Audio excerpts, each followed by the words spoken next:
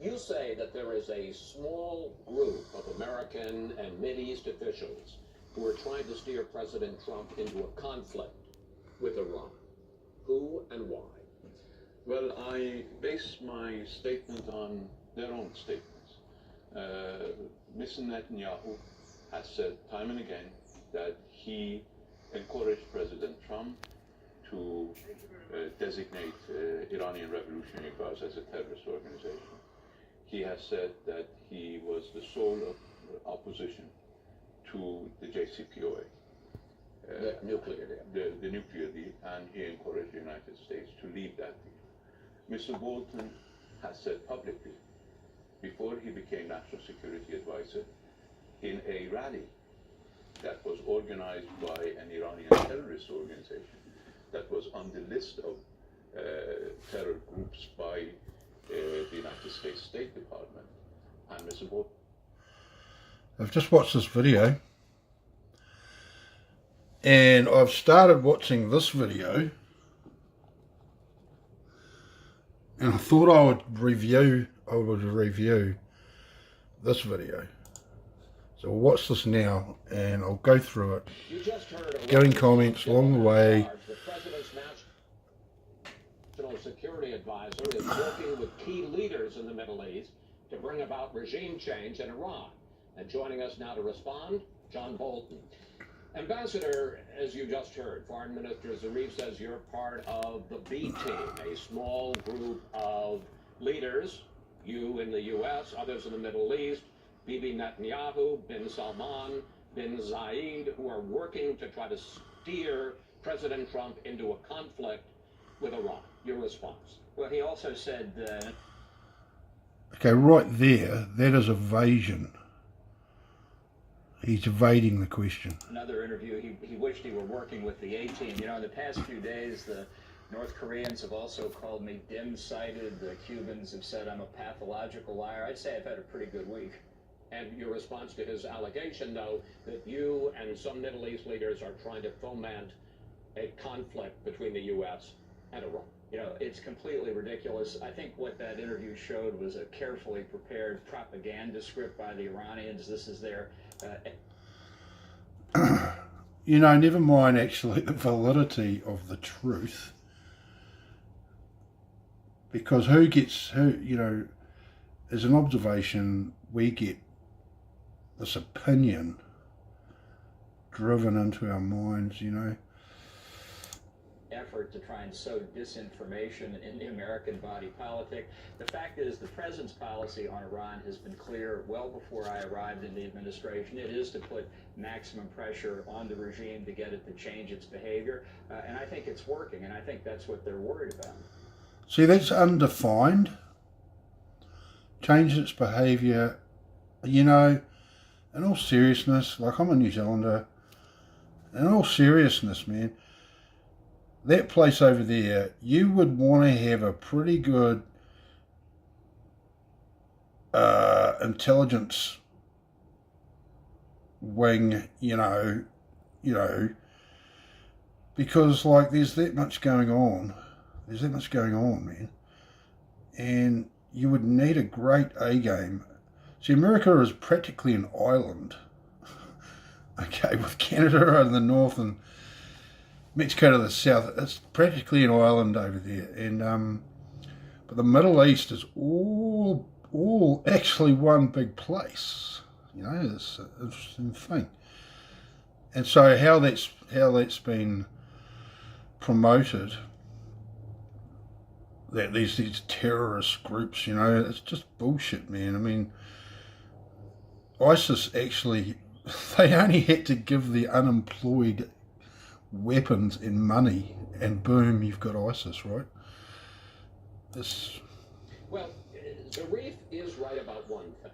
In 2017, as he said, you did give a speech to MEK, an opposition group, which at one point, not now, but at one point was listed as a terrorist group, in which you talked about regime change in Iran and celebrating in Tehran with MEK in 2019, this year, which is the, what, 40th. So just saying that, just on that, you see, it's very political on his own part. that he's saying, talking about regime change here or there. This isn't about talking about another place. This is him marketing his own ego, or the ego of the group that he's representing. Because I I've got to say that, it's better to have friends than enemies. And so if they're after security for the US people, it's better to be on talking terms. On talking terms, you can go anywhere if you're on speaking terms. But these guys are only formatting any discussion with a conflict thing. Year anniversary of the overthrow of the Islamic Revolution, which raises the question. Do you really, I know when Pompeo was asked this, Secretary of State Pompeo, he always says, well, no, we really want behavior change. Do you think this regime is capable of behavior change? Well, I think we'll have to see. Let me just say on the MEK, you know who took the MEK off the U.S. list of foreign terrorist organizations? Hillary Clinton, that well-known right-wing Republican. Look, the fact is that... Sorry. That well-known right-wing Republican. So that, to me, means he is definitely separate to the government, that he could say such a thing. He's, that's a significant point, I believe, because of his, there's an absolute conflict of interest.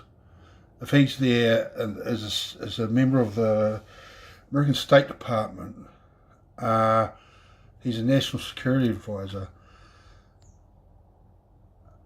He's not part, he just told us, he told me, he's actually not part of the government. He's a different part of the government. It's like the third dimension. He sees himself as a separate entity with a separate purpose,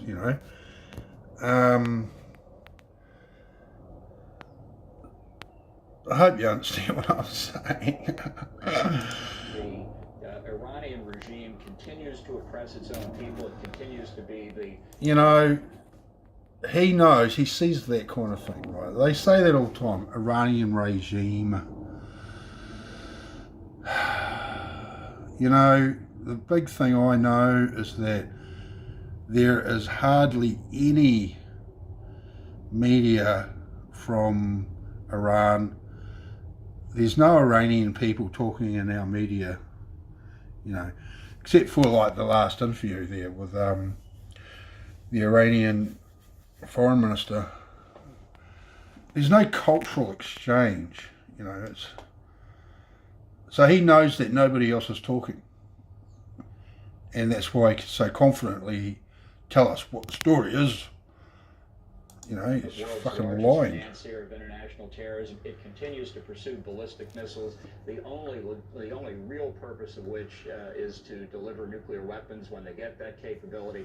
There's no doubt this regime is a threat in the region globally, and that's why we think the pressure campaign has had a significant impact on their ability to carry these tasks out. If they want to get together and speak with the president, he said almost exactly a year ago when French President Emmanuel Macron came to Washington and he told Macron we were going to get out of the Iran nuclear deal, that he wanted to see a negotiation over... Well, let's just go back to that. Let's just go back to that.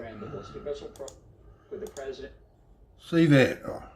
And he said almost exactly... See, that's what the perception is. Okay, this guy is talking all sorts of stuff, right? And the other guy who's interviewing him is asking all sorts of stuff, right? But this is the situation here. This is the situation here. And in Iran, this is what their opinion is. And,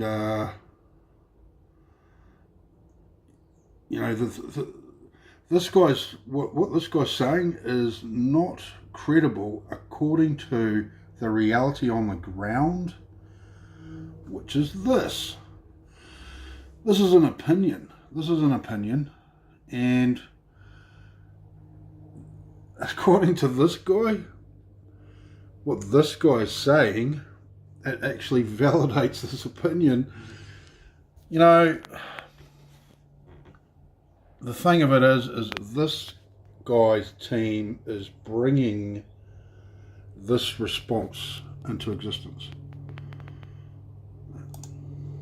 Exactly a year ago, when French President Emmanuel Macron came to Washington and he told Macron we were going to get out of the Iran nuclear deal, that he wanted to see a negotiation over all of these things: the nuclear program, the ballistic missile program, the support for terrorism, and Iran's other malign behavior. When they're ready to talk, the president would be ready to talk. I understand all of that, but honestly, don't you want to see regime change? Isn't that the only way to get an Iran that isn't a threat to the neighborhood? You just laid out a real bill of particulars why it's just so you understand, the US has spent $7 trillion, okay, in the Middle East, and they have properly ruined the place, man. You know, they've brought war to that place for a long time. $7 trillion worth of war, and Bolton wants us to believe that Iran might be a risk. Now just do the math on that. You know, Iran might be a risk where America has spent $7 trillion on warfare in this area. a bad actor in the region. Yeah. Well, look, the people of Iran, I think, deserve a better government. There's absolutely no doubt about it. The trouble is, it's not just a theological dictatorship, it's a military dictatorship, too. That's a very difficult circumstance. We'll see what happens as the economic pressure continues to grow. Well, yeah, good on you, Bolton. Good on you, Bolton. You know, I would, you know, if I had to provide for my family and I was starving, I would break the law. I would go after it, man. I would go after it. You know what? I would rob this guy's house. I would do anything. If my family was starving and Mr. Bolton, he is threatening to, you know, turn Iran into a starving population with that comment. You know, that's what it is. let's talk about the economic pressure, because Zarif says that despite the administration announcement this week that you are ending the waiver on 5 nations that were still buying oil from Iran, and that as of, I guess it's... Yeah, what's that about, man? You just cut off their financial supply, you know? It's like, you know... May 2nd, that the waiver is over, the ban goes into effect. He says that China and Turkey are saying that they're going to continue to buy oil from Iran. Well, we'll see what happens. I think it's been clear for a year now, from the time President Trump announced he was getting out of the Iran deal, that we were going to return to sanctions and impose pressure on the regime there, and it's had a very significant effect.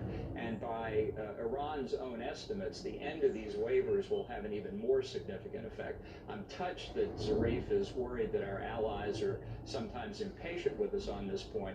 But as I say, we've made clear our objective is the elimination of Iran's nuclear program, making sure its ballistic missile program is under control. Europe is the region most threatened right now by Iran's ballistic missile capabilities. So we have worked for the past year that I've been in the administration very closely with all of our European allies, and I think that glimmer of disagreement that Zarif said is mostly in his own eye. Well, let me just ask you about that, because at least publicly, both Turkey and China have said they're not going to be pushed around, they're not going to be forced by the U.S. to stop buying oil. Have you gotten some kind of private assurance? Look, there have been statements by Chinese companies that have been importing Iranian oil that they're going to stop. I met, as did Mike Pompeo, with the Turkish foreign minister some weeks back, who was already... Oh, Maduro was on the tarmac. He was always going to get on a plane and leave. Talking about the steps they were going to take to avoid buying Iranian oil. We'll see how it plays out. We've made our position clear. Okay, let's turn to North Korea. President Trump said Friday that talks to get North Korea to fully denuclearize are still on track. Here he is. I think Yeah, I'll just stop it there because I think North Korea is actually, you know, according to how the Russian, well, they call it the Russian Revolution. Well, it wasn't really the Russian Revolution at all. You know, the same things happened in North Korea, you know, and I'd say it's been operated out of Wall Street, you know, because imagine if there was only Korea and they were best friends with China. You see, this is all marketing. It's all perceived as a marketing exercise, and excitement toward getting a deal done with North Korea. But see, he just said that. He just said that, and they are all scratching their head about why Iran might want nuclear weapons, considering how the US has invaded the Middle East. You know, the nuclear weapons force the US to the discussion. This is what that is. It's like, you know, this is all that can be said, you know. So I decided to do that, a little bit of a vid about that, because I'm not happy with what's going on, you know. And so there's a few comments about it, so yeah. Oh, just one final thing. One final comment.